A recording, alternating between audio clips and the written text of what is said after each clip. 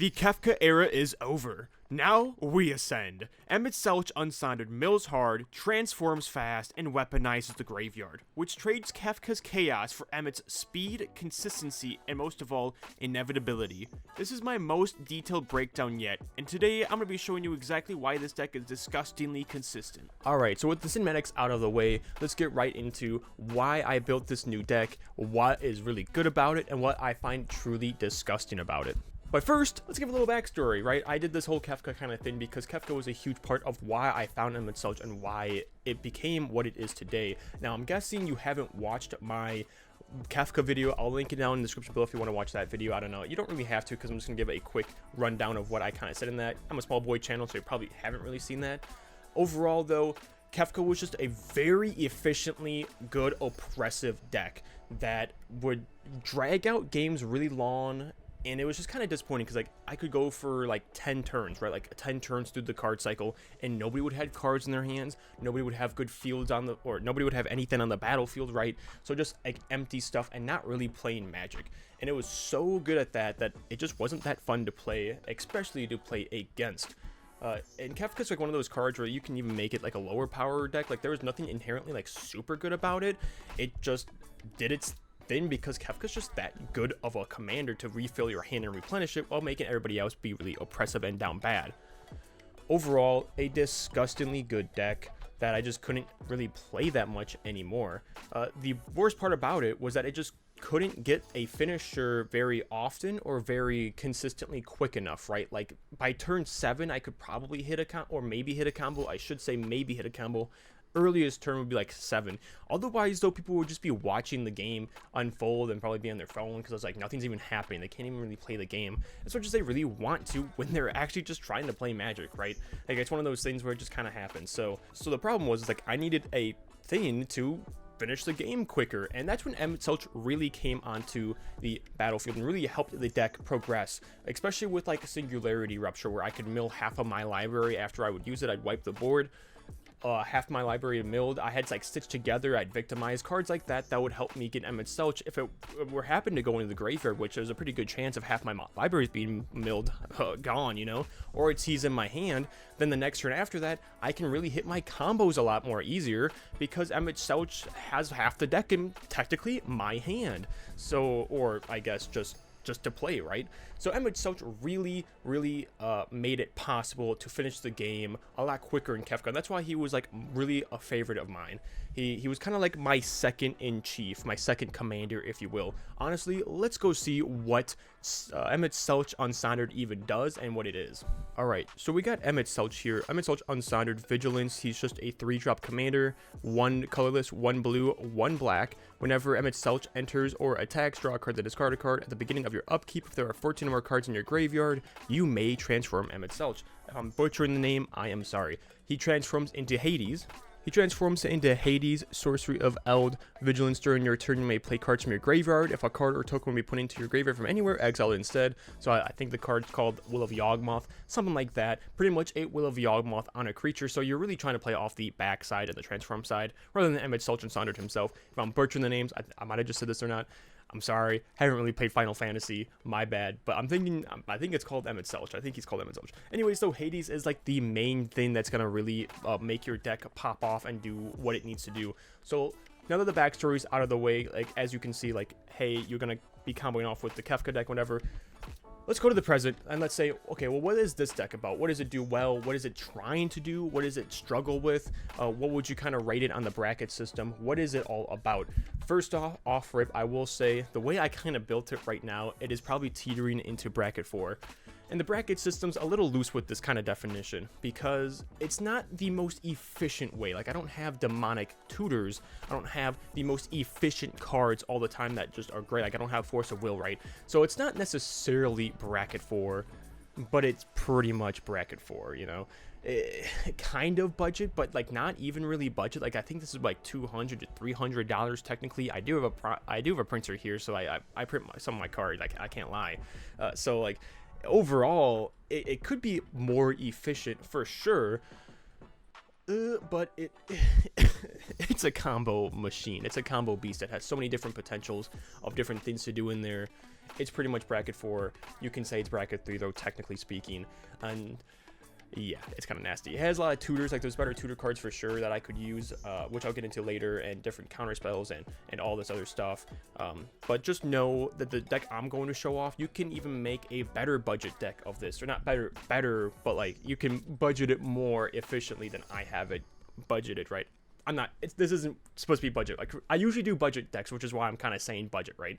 Like, this really isn't a budget deck, but you could definitely make it that way, which we'll kind of get into later on in the video. So first off, what are we trying to do with this deck, and how does it really perform? First of all, most important aspect is to fill your graveyard and fill it as fast as possible, which is kind of obvious because you want a lot of cards in your graveyard to transform Emet-Selch into Hades, and then you use Hades' ability to just absolutely pop off and combo to all hell. So other than that, you really want to know the deck and how, like, every card in it, because there are a lot of tutors that go to your hand, and there's also tutors that go to the graveyard, because you're going to be using the graveyard later on anyways. But you really want to make sure that you use the tutors before Hades comes on the field, because if you were to do the things that, like, if you have an Entomb or Buried Alive or anything like that before after Hades comes on the battlefield, it's useless because they'll get exiled. So you're doing a lot of the tutoring in the early stages, and it's really important to know all the cards in your deck, because whatever you draw into is, like, they're gonna go with the combo maybe somehow. Maybe you gotta get more stuff, right? Like, you have to really know the ins and outs of this deck, because there's so much different tutoring and so much different styles to tutor things for. So heads up on that, it gets a little complicated. Third of all, though, when you are in the cut and have all these cards in your graveyard and Hades is transformed, it's a little difficult and wonky to pilot at times, because when you do use cards, they will get exiled. Like, if it's on a permanent that's on the battlefield, like a creature or enchantment or an artifact or whatever, like if you use a sorcery, now there's a lot of good sorceries in this deck, it will get exiled automatically and you won't have it back. So there are, or like instances too, like instant and sorceries are huge in this deck because you're trying to combo off a lot. So like, yeah, you are trying to combo, but at the same time, it's really important to be clear with the whole table of, hey, this is what's really good in this deck. Oh, this is a combo piece in my graveyard, by the way. To be really open and transparent about what's in your graveyard is really important, because like it makes the deck, like, it makes everybody a lot more. You just don't want to combo out of nowhere. But at the same time, it's not like when Hades does get transformed, or when Emet-Selch gets transformed into Hades, that you're just going to win the game automatically. So you also don't want to, like, you're like, hey, like, oh, this is a combo piece in my graveyard, remove it. It's more like, hey, by the way, like, later on, probably not for a turn or two, like, this might become a problem later. It's not right now, but I'm just saying, like, this is a thing for my combo piece later on. But for right now, I just want to get value out of what I do with Emet-Selch, right? Or Hades or whatever. Like, I'm just trying to generate value. So you got to tell and be honest with your pod that you're playing with, like, what is really good in this deck that's in the graveyard, because like people don't want to reach over and just be like, all right, let me check your 40 cards in your graveyard or something, you know. Like, you want to be really open and honest, because it makes the game fly a lot smoother, and over the long run of using this deck, it's a lot less aggravating to play against, which will let you use it more often. So we got the important pieces and, I don't know, sayings out of the way. Let's go into the actual deck and see what I put in here to make it the monster that I think it is. Alright, so first off, we're going to go with the cards that can kind of mill you slowly. Well, maybe not per se slowly, but we'll kind of ramp it up as it keeps going on. Oops, someone's going to throw it there. First one we got is Hedron Crab. Whenever a land you control enters, target player mills 3 cards. Obviously, you're going to be choosing yourself. This is great, like, turn 1 play, to like make sure that turn after turn you are milling cards. We also have Stitcher Supplier, not as great, but you know, pretty nice to just keep milling cards when he enters or dies, which you can kind of abuse the fact later with other spells, which I guess I'll go on and get into that later on. We have another kind of great one. Hold up, sorry, lost my fingering. We have Astro Dream Render. Pretty good planeswalker. Spells and abilities your opponents control can't cause their controller to search a library, which stops like fetch lands and tutors and everything. That's just actually pretty nice to just get rid of. Target player puts the top 4 cards of the library into their graveyard, then exile each opponent's graveyard. So again, milling yourself and giving graveyard hate. So really nice stuff overall. A little bit of a stacksy kind of guy, but not really, because like tutoring is kind of one thing that you don't want people to do in general. Like drawing cards, you don't want people to do, but like tutoring especially and getting stuff like that, kind of more acceptable to stop people from doing. I just like Resentful Revelation, and it's just been in my, you know, bulk, and it was in my Kefka for a while. So like, look at the top 3 cards of the library, put one in your hand, and the rest into your graveyard. It has a kind of a nice flashback if you really needed to do that. but more card selection, which is pretty nice. Let me get into the kind of bigger ones. The Ripples of Undeath. At the beginning of your pre-combat main phase, mill 3 cards, then you may pay 1 and 3 life. If you do, put a card from one of those cards into your hand. And this is a heads up about it. When you have Hades on the battlefield, right, Emet-Selch transformed into Hades, just a heads up, the cards will be exiled. However, you can still pay 1 mana and 3 life to still retrieve one of the cards to put into your hand. It doesn't necessarily say, oh, put one of the cards in the graveyard to your hand, right? It just says return one of them to your hand. So even if you have Ripples of Undeath, it's still a good early turn thing to play, because you can still select, like, if a combo piece is in there, hopefully you don't mill 2 combo pieces out, then you may pay. Yeah, I think you can only get one of them at max, so hopefully you don't mill 2 combo pieces out in the 3 stacks, which probably won't happen, but just a heads up. Like, the stuff will get exiled, but you can choose one thing to put back to your hand. So it is kind of pretty nice for that, but it's really nice to get that early game. We have Glimpse the Unthinkable. Target player mills 10 cards. This one is an absolute need. Like, these other ones aren't as much needed. Or Ripples of Undeath really isn't as much needed, because I think that's like a $10 card. So if you're going more budget, you don't really need that one. That one's not as important. This one's like $2 or something. Really good. Like 10 cards each time you do that is amazing. Another great thing that is really budget friendly, we got Stinkweed Imp in here. Honestly, doesn't really matter for the top part. It just has Dredge 5. So it goes in the graveyard, and whenever you would draw a card, you mill 5 cards instead and put them back to your hand. And guess what? Emet-Selch, when he enters the battlefield and attacks, draws a card and discards a card. So every time he enters, you can get this in your graveyard pretty early on. Discard him if you have him in your hand, and then you can usually just draw all, like, mill the cards and then put him back in the graveyard by discarding him by attacking with Emet-Selch. So really, really good card.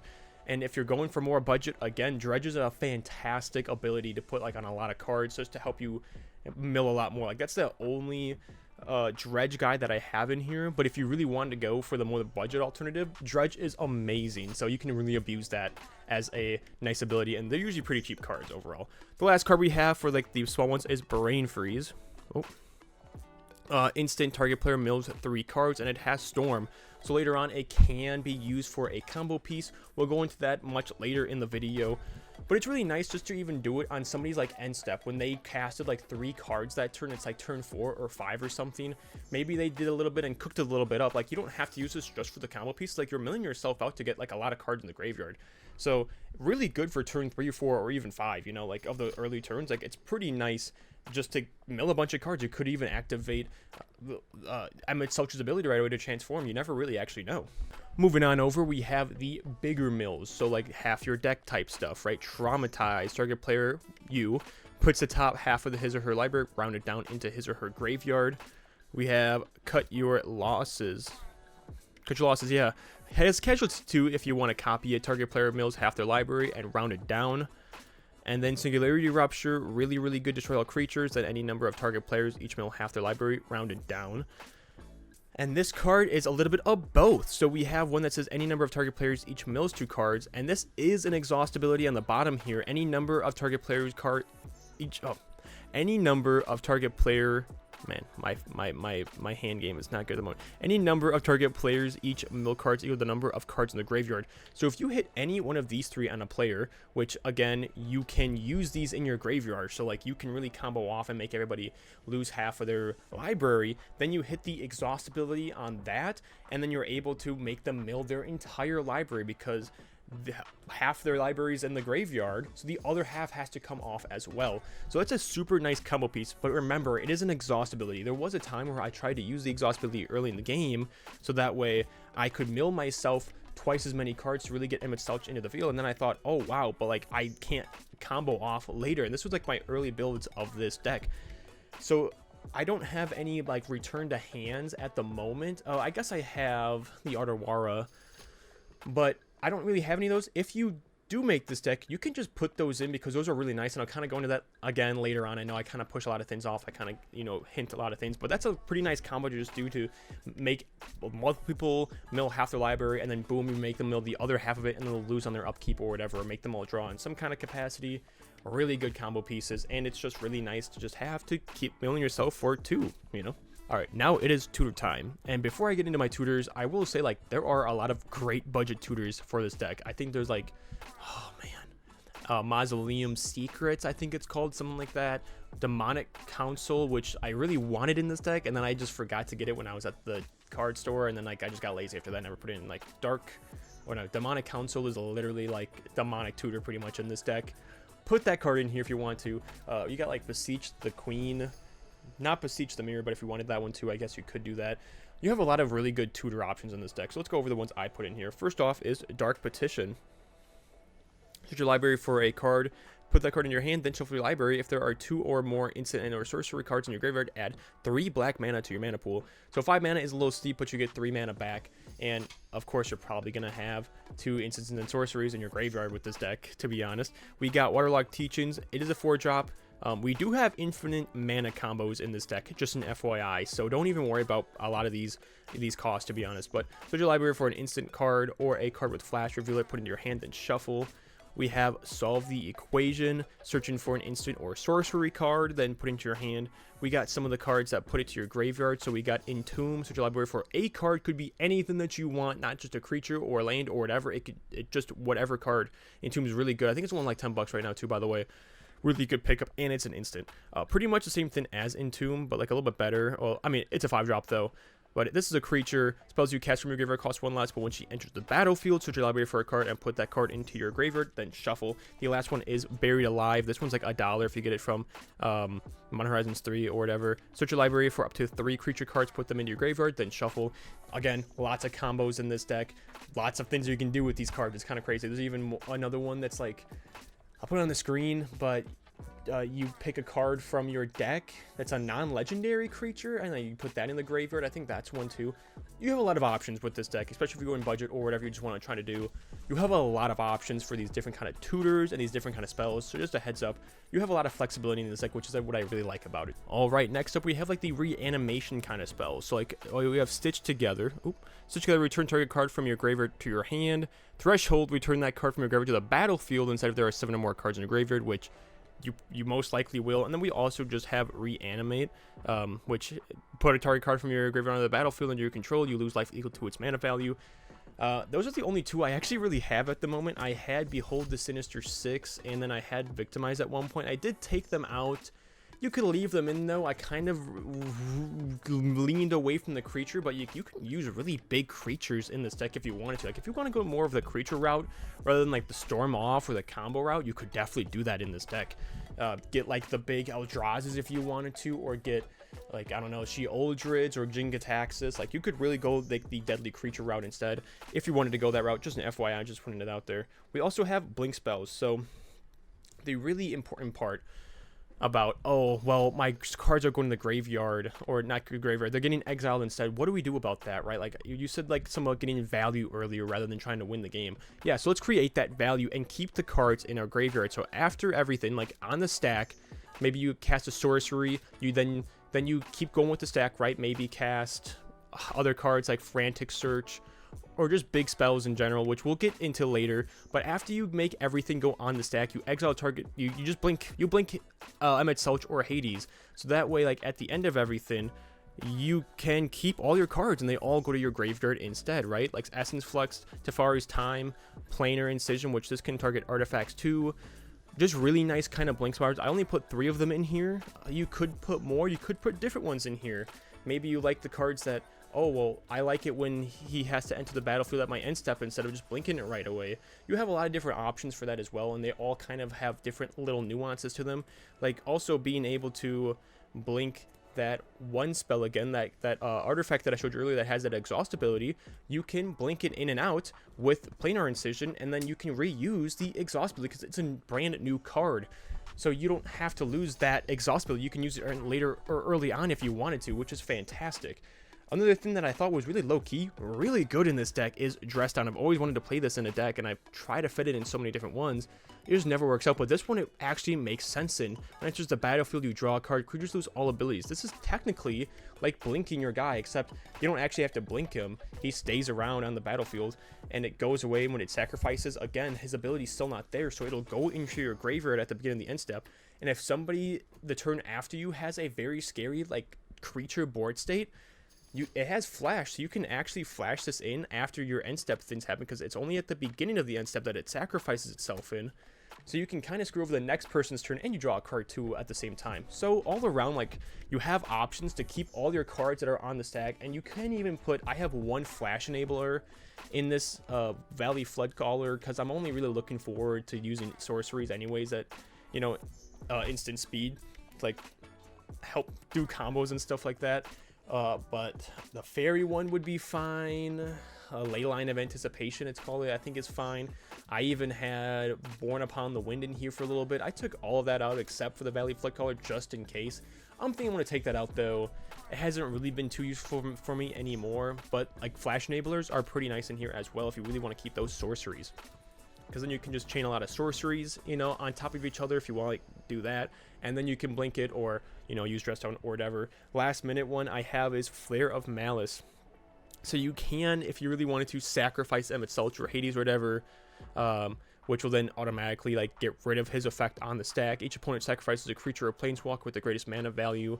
Again, though, you can also use this in combination with the supplier one that I showed you earlier, the mono black one that mills 3 cards when it enters and when it dies. So you can kind of loop that too if you wanted to, and keep looping them on each other just to get more people to kill their guys or just to mill more cards. But again, if you are looping it like that, heads up, overall in general, Hades will, you know, exile the cards. Well, yeah, I mean, it's probably more early game, right, that you're doing that in. Anyways, though, let's go over to, like, okay, so we have all this stuff, like, how do we make, we got to be explosive, right? Like, this deck has to be explosive when doing this stuff to, like, really make sure it can fully get a lot of value in one turn, or maybe even just go for the win in one turn. So how do we do that? First off, we have High Tide. Until end of turn, all islands produce an additional blue when tapped for mana. I think there's a black version of this, like something the muddle or I don't know, something like that. I don't have that one in here. You can most definitely put that in here, but we have a lot of other black spells that just generate mana value. But that's really nice just if you need a lot of blue mana. You can even do it in the beginning of the turn, right? So like when you untap and on the ability of Emet-Selch going into Hades, you can activate High Tide from your hand, and then it'll go into your graveyard, and if you really want to, you can use it again. So now all your islands tap for like 2 additional blue, which can really help you and be really explosive. That's if you really wanted to, though. Overall, though, I mean, I'd use it before he actually transforms, just so you can put it in the graveyard and you can get it that turn. Other explosive black spells we have is add black mana to your mana pool for each color creature in your graveyard. Summons the Damned. Like, I can usually get like 8 sometimes out of that, which is really nice.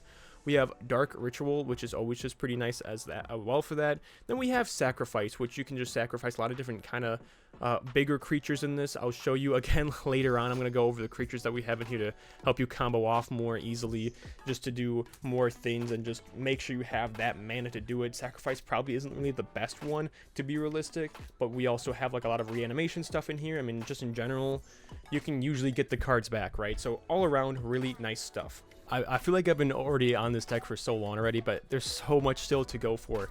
This deck is massive. It has so many different combo things. So let's get into what the combos are, what they can do for you. The first one's really easy. We have Deadeye Navigator, which is nice for also blinking Emet-Selch. Like I had it in here before, I even had the combo in here, but as long as he's on the battlefield paired with another creature, each of those creature has a blue and a colorless. Exile this creature, then return it to the battlefield under your control. Of course we have that, so I have to go with Peregrine Drake, whatever. When it enters the battlefield, you untap up to 5 lands, or yeah, 5 lands. So again, not again, but overall, you just keep blinking the dragon over, or the Drake over and over again, and get as much mana as you need to do whatever you need. Infinite mana right there. We have 2 different ways, 2 different combos of getting infinite mana. The second one is Grand Architect. Other blue creatures you get +1/+1. You can pay a blue, target artifact creature becomes blue until end of turn. Tap and untap blue creature you control, add 2 colorless mana. Spend this mana only to cast artifact spells or activate abilities of artifacts. And then we have Pilapala, something like that, which is flying 2 and untap it to add 1 mana of any color. So if you can kind of see where we're going with this, you make it a blue creature with Grand Architect, then you can tap the Pila, right? Boom, to add 2 mana or 2 colorless mana, and then you activate the Pila's actual ability. So untap it using the 2 you just generated to make 1 mana of any color, and then you can keep tapping it, untapping it, and you'll make infinite mana of any color that you want. Oh, really nice. And the only thing that is in the way of that is I think it has to have haste due to the untap ability. I'm pretty sure, at least. So you have cards like Swiftfoot Boots and Lightning Greaves to let you enable you to do that right away. Also really good just to have that on Hades or Emet-Selch anyways, to have protection. Because a lot of the time you might not have the greatest protection on yourself, which we'll kind of get into the protection pretty soon here. So boom, another infinite mana combo, which when you have half your deck in your library with infinite mana, you're probably just going to win the game on the spot, right? Alright, so now that we have that, let's go over to like actual win cons too. First off, we have the all classic Soul Ring, and we have a Jeweled Amulet. This one's just really nice in here. I've had it for my VV deck, and it's just like never, I took apart the VV deck, so it's just been sitting here. Pretty bad 0-drop mana rock. You pay 1, put a charge counter on it, note the mana that was used for it, and then they can tap for that mana by removing a charge counter of that mana, right? So it's not the best, but it can get your Emet-Selch out a turn early if you really wanted to. I'm only really using it because, I mean, kind of why not, right? It's a 0-drop, which helps out, as well as like being able to get Emet-Selch if I really wanted to on the battlefield a little bit turn early, whatever. That's not exactly the greatest, but we got a Hullbreaker Horror, so basically you know, you have a free spell and you have Soul Ring, and whenever you cast a spell, you choose up to 1 return target spell you don't control or return target non-land permanent to its owner's hand. So obviously you use the Soul Ring, you tap it for 2 colorless mana. This is infinite colorless mana right here for this one specifically, right? So boom, you just kind of bring these back and forth. You keep tapping the Soul Ring, then you use a Jeweled Lotus or Jeweled Amulet to bring the Soul Ring back to your hand, and you're gaining net 1 colorless mana each time. Or if you don't have the Jeweled Amulet on you by chance, you can also use Wayfarer's Bauble. This is going to create Infinite Storm combo. You won't get the infinite mana because you're using 1 mana each time for both of these. However, then you have the Storm Pop-Off ability with cards like Brain Freeze, which we had and discussed earlier, that you can just mill out all your opponents to death, or you can choose Tendrils of Agony. Target player loses 2 life and you gain 2 life Storm. So you're just creating an Infinite Storm combo with Soul Ring and any of these other 2 cards. And Wayfarer's Bauble is just also nice in the early game too, because it's a card that goes in your graveyard and ramps you. All around pretty nice. And then you can also do, when you're doing this, I guess you can also, you know, push stuff back to your opponent's hands, blah blah blah. Boom, now we have like a bunch of different combos you can do with this deck. There's so many different like little nuances in here, it's crazy. Let's go over to some protection and some other stuff that's just nice to have in the deck. I've been talking about this deck for so long, I feel like I'm losing my voice right now. It's kind of crazy. Moving on, we have Narset Reversal. Copy target instant or sorcery spell, then return it to its owner's hand. You may choose new targets for the copy, which is just really nice to, like, I don't know, if somebody has a counter spell, I guess, if you really wanted to do it like that. But also, instead of the card that maybe you don't have any blink or flicker ability on your commander, you can instead return that card to your hand and copy it, which is really nice. Maybe get 2 searches, whatever you got to do, right? Like, it's really nice also for getting stuff back to your hand. You can do a lot of things and gives you a lot of flexibility. So Narset Reversal is really nice in here. Makes it so the cards don't go into exile if you don't have any other choice. We have Hydroelectric Specimen. It's just like a redirecting lightning just to itself, though. It enters the battlefield, you may change the target instant or sorcery spell with a single target to him, or he's just a land that you can enter for 3 life untapped, which is just really nice too. I just kind of like, you know, my MDFCs like that. Another card that we have, this one specifically, Stifled counter target activated or triggered ability. It tries to get around Bojuka Bog, because the biggest problem with this deck is somebody exiling your graveyard. If you have half your library in your graveyard, it's just really susceptible to graveyard hate, right? Like, that's like the biggest problem with this deck, is like somebody can easily remove your graveyard. With a Bojuka Bog, there's not much you can do. The counter spell won't do anything. It is a land. So on that, we have a Stifle just in case. Like, you probably won't pull this when time is needed, but you might. So countering that target activated or triggered ability. There's other things that are like Stifle that I'd rather maybe wanted to put in here. I'll put some on the screen. One of them was from the Final Fantasy set. I wanted that one, but it's like, I guess sacrificing Emet-Selch, I don't have too many legendary creatures in this deck, but sacrificing Emet-Selch to save my graveyard is probably better than losing my graveyard and keeping my Emet-Selch, right?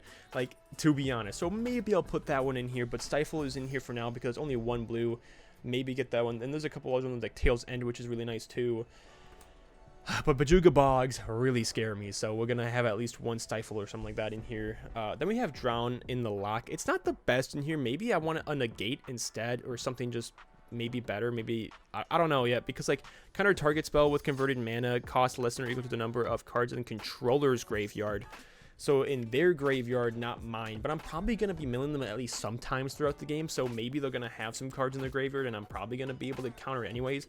And it's also nice because it has the second ability of destroying it with the same aspect, right, with a mana value equal to the number of cards in the graveyard. So it's nice removal, and it's a nice counter spell, kind of, you know, gets the best of both worlds, which is pretty nice.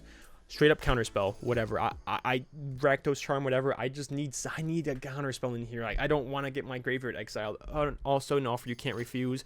A nice little 1-drop, saving that graveyard if we need to, which we really do need to. But again, I might put more counter target activated or triggered abilities, because there are a lot of activated trigger abilities that target graveyard. So heads up on that one. I have 2 different board wipes in this deck. Deluge of Doom. All creatures get -X/-X until end of turn, where X is the number of card types among cards in your graveyard, which you might have 5, you might have 6. There's a lot of card types in this deck, so like realistically, this is a really good, like, I can't believe I don't see this anywhere else. Like, I had this in my Kefka deck for the longest time, and I haven't seen anybody else run it ever, and it's only like $1.50 or something like that, like extended borderless, dude. Like, it is pretty sick looking too. But like -X/-X, which is always super good. Like, yeah, there's like the Deluge, Toxic Deluge or whatever, which of course is really good. But getting things -X/-X gets around that indestructible thing, or indestructible in general. We got Terror Tide as well. All creatures get -X/-X until end of turn, where X is the number of permanent cards in your graveyard, which again, if you have half your library in your graveyard, everything's gonna die. Like, I don't care how, like, maybe somebody has 100 counters on a creature, but at that time, you're probably gonna die anyways, right? So another thing that's like -X/-X, really nice for getting around indestructible and things that target and things that have whatever and care about whatever. Ooh, man, sorry, I'm just feeling like I've been talking about this deck for so long, my voice is like actually giving out. It's kind of crazy right now. I also had to give this like another take, because like I was not even halfway through and I'm like, I just don't like the sound. So I just know that I put a lot of care into these videos, you know, like, even though it may not look like I'm a small boy creator, but we're out here. So now we're just gonna get into the cards that I kind of just like to have in this deck. Just in general, first off we got Foggy Swamp Visions. Man, this is really bad. It's just so awkward to hold sometimes. As additional cost to cast this spell, Waterbend X, exile X target creature cards from graveyards. For each creature card exiled this way, create a tokenless copy of it at the beginning of your next end step. Sacrifice those tokens. So no, they probably don't have haste, and you probably can't get the best out of it. But exiling people's graveyards really nice. Getting like Atama or, oh man, I don't know. Oh, and then it's like, it starts with a T. I don't know why I can't think of his name right now, but like the Saga guys are really good. Just like a lot of powerful big creatures that have enter the battlefield abilities are really nice for that. And again, you might have infinite mana. You probably will have infinite mana, so you can target everybody's creatures in their graveyard and like really make sure to have some graveyard hate in this deck. We got Ultimata Time Sorcerer. Whenever she enters or attacks, you surveil 2. The big thing is, at the beginning of your end step, you may pay 8 and exile 8 cards from your graveyard. If you do transform her, when you transform her, you'll take an extra turn. So you can blink her, and you can blink your boy at your end step or on your turn or whatever, right? And then you can try to activate that ability again. So you can technically take infinite extra turns. We do have one more extra turn spell in here. Which I'll say Temporal Temperance. So like there are chances. This one though, you do exile it. I know like Time Warp, and there's like one other one that's also a 5-drop, which you don't exile them, right? Like with Hades, you'll exile them unless you blink them. So technically, not even technically, you have a Time Warp or that other one, and then you blink Hades on your end step or before your end step or after you use the Time Warp spell or whatever. I mean, I don't know what I'm saying. I don't know what I was saying before that. And then you just take infinite extra turns. I didn't really necessarily want to go that way, but I have some ways of just making sure I can get to the next turn to try to win after that. But you can go that way. That is another way to go. But just a heads up for that. Pretty nice for that. We have Jace, the Jace Wielder of Mysteries. If you would draw a card while your library has no cards in it, you win the game instead. Target player mills 2 cards and draw a card. This one's basically just so if all my combos get thrown out the window, like somebody exiles my graveyard and I luckily have this guy in my hand or he's still in my deck or something, that I can still possibly win the game, right? There are a lot of other things that will probably inherently win you the game, but just to say, like, for me, for me to just make sure I win the game, it's possible with Jace, Wielder of Mystery. So a card I just like to have in there as a just-in-case kind of backup. We have Breach the Multiverse, is another kind of like finisher closer. Each player mills its cards. For each player, choose a creature or planeswalker card in that player's graveyard. Put those cards in the battlefield under your control. Then each creature you control becomes a Phyrexian in addition to its other types. Especially if you're milling everybody a lot of the time with like the other low-key cards that you have, you can probably get some really good and big creatures on the field. It's really nice for that one too. We have Mnemonic Betrayal. This one is really good in here. Exile all opponents' graveyards. You may cast spells from among those cards and may spend mana as any of those mana of any type or whatever at the beginning of the next end step. If any of those cards remain exiled, return those, and you exile this card anyway, so it doesn't really matter. You can't use this one over and over again. But overall, in general, if you have infinite mana, and that is a combo that happens very frequently in this deck, you can cast everything from an opponent's graveyard. From each opponent's graveyard, you can cast everything and anything that they have. So another little nasty combo that can inherently win you the game, right? Like the Jace Planeswalker I have in this deck is one of those ones where it's like that one can win it by itself. Like Mnemonic Betrayal and Breach the Multiverse don't necessarily win you the game, but they probably will in some aspect, right? Now let's go over some creature cards I just like. Rock Curse Rakasha has Decayed and Trample 5/5. You can renew them by exiling this card from your graveyard, put a Decayed counter on each of X target creatures, activate only as a sorcery. So really nice when you're milling your deck and you just hit that guy. You can decay opponents or everybody's like big creatures that they have on the field. Makes it really nice. Symbiote Spider-Man. I bought this guy like in the bulk bin at my game store. Whenever he deals combat damage, whenever he deals combat damage to a player, look at that many cards from the top of your library. Put one of them into your hand and the rest in your graveyard. He has to find the new host, so it's that ability, but stapled onto the other guy. If you pay 3 and exile from your graveyard, gets a +1/+1 counter. So you can do that to Emet-Selch when he attacks. Then you can look at the top 3, or like you can even do a bigger one, make this guy the host, right? Like an 8, or I guess he'd be a 9/5 at the time. Look at the 9 cards, put 8 of them into your graveyard and 1 of them into your hand. Really, really nice, right?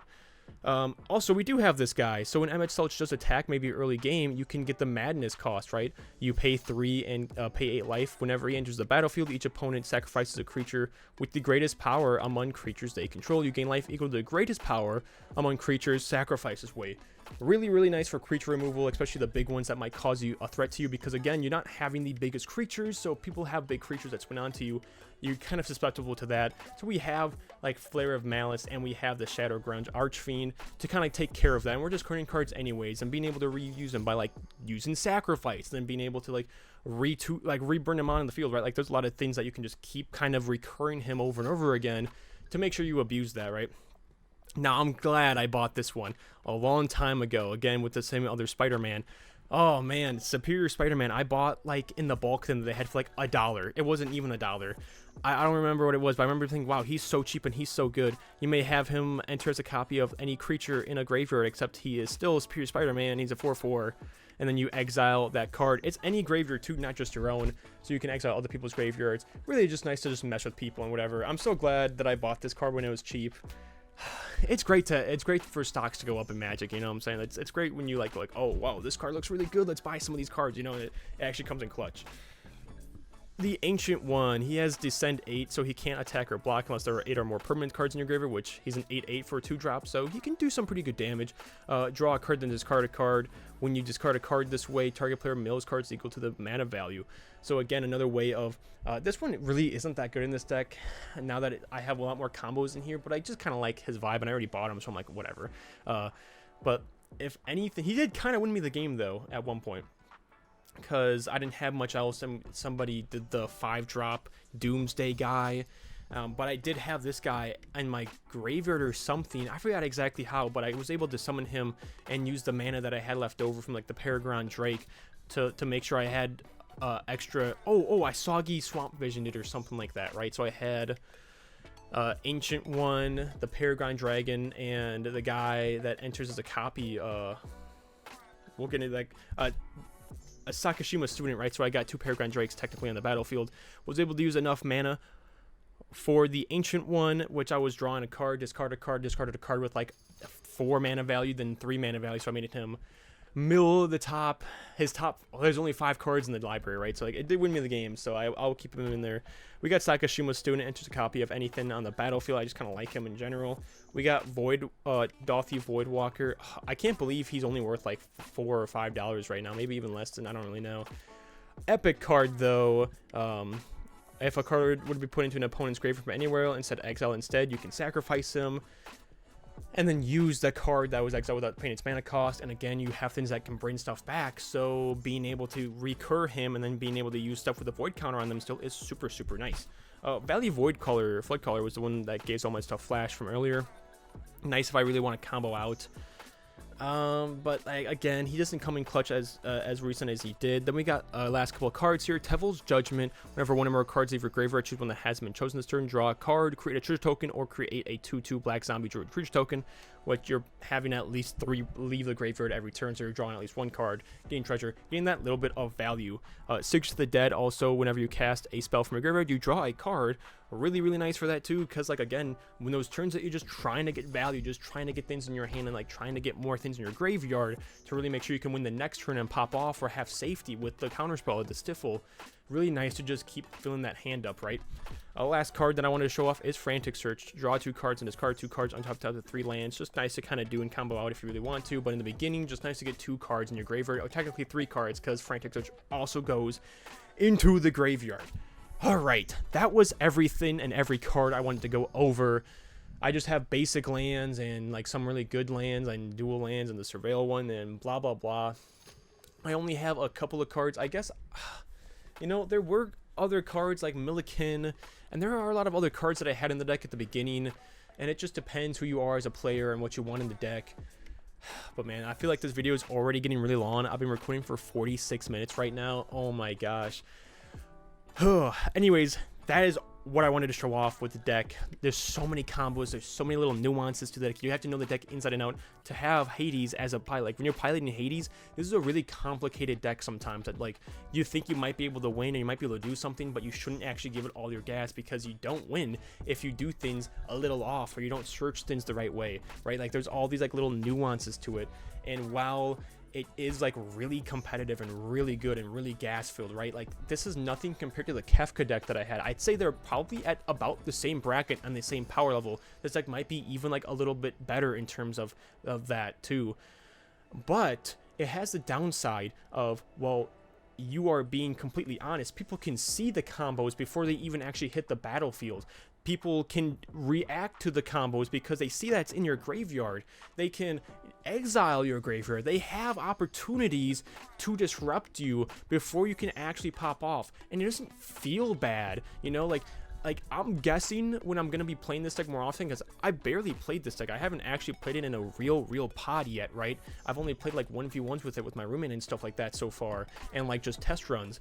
But it's really important to be honest with this deck, because like you're going to win a lot of games, but you're also just going to lose a lot of games because you're being honest. But it really helps out to you to keep playing the deck, because everybody sees what you have. Everyone's going to know like, oh, these are my combo pieces. You want to hit this card. And it's more fair that way. I feel like yeah, it's really competitive and it's really combo-y and grindy, and like you really got to know how to pilot it, so at times you're going to take kind of long turns. But again, if you know your deck really well and you can play things right, and you're going to learn, like this deck makes you learn a lot really fast. Like I cannot do this and this, like they're going to get exiled, like, oh, I thought I had this in the graveyard. Like you really have to be locked in with this deck. And that's what I really like about it. It's like kind of a glass canyon a little bit.